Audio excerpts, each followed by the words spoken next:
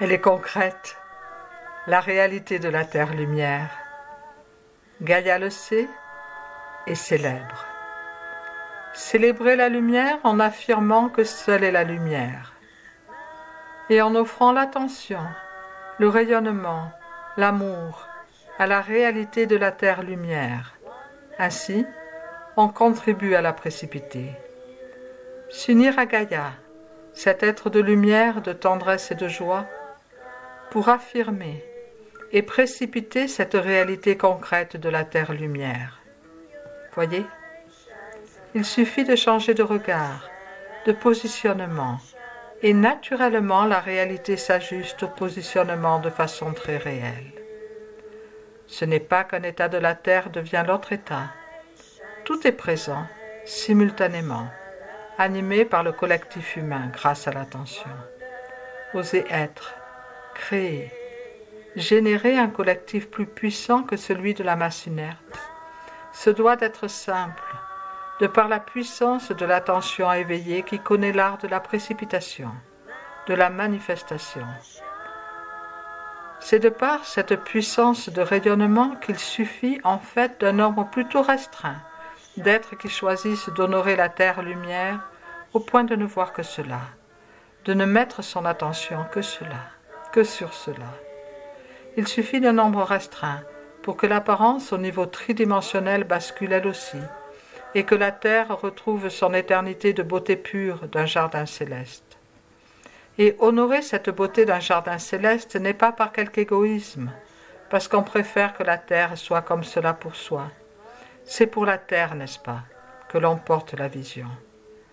Parce que la terre, Gaïa, est cet être magnifique, merveilleusement généreux, cet être de pure beauté qui a accepté de suffoquer et d'être malmené par amour infini pour le libre arbitre.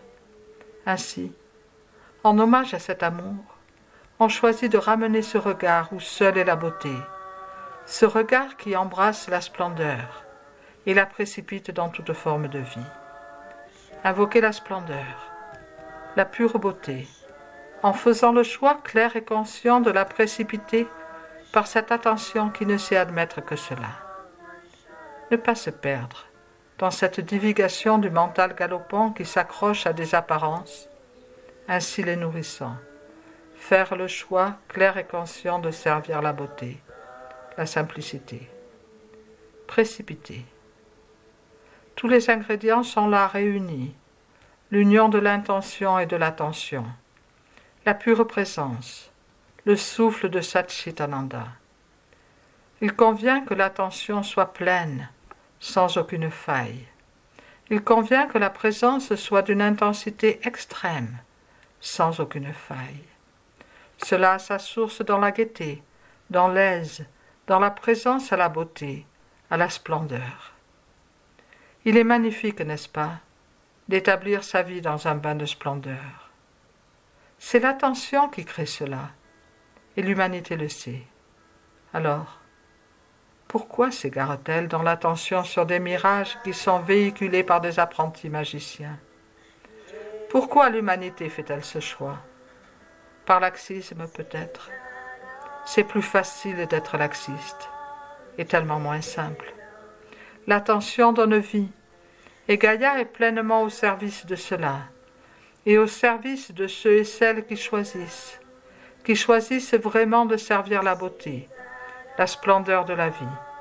Un choix clair et conscient qui implique de rassembler l'énergie à l'extrême, qui implique la pure présence, qui implique de n'admettre qu'une seule vision, celle que chaque être choisit de créer. Et pourquoi ne choisirait-on pas de créer le beau, le noble, le simple? Alors oui, peut-être, les apparences.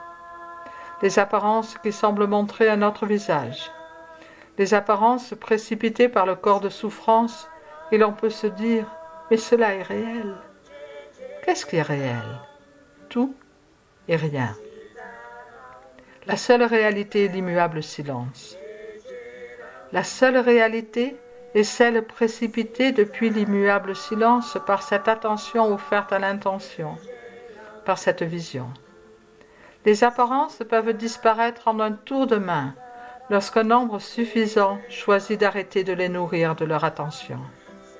Cela n'est pas depuis un état de distraction. Les distractions n'amènent que l'énergie dissipée. L'énergie dissipée n'a pas la puissance de la création, car il s'agit de créer la terre-lumière. Précipiter, c'est créer.